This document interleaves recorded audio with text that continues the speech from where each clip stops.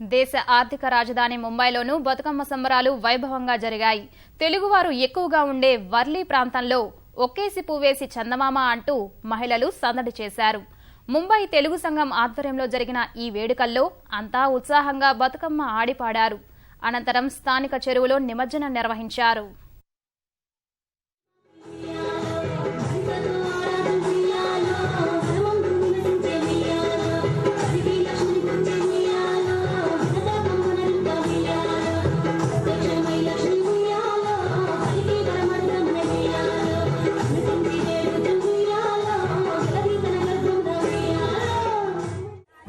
పూలనే మనము పూజించి దేవుని సమానంగా చూసి మన నేచర్ను మన సంస్కృతిగా పాటించి మనమందరము తెలంగాణ బతుకమ్మ పండుగ మనము ఒక పండుగ మన రాష్ట్ర పండుగగా మనము ఇక్కడ పండుగ చేసుకుంటాము.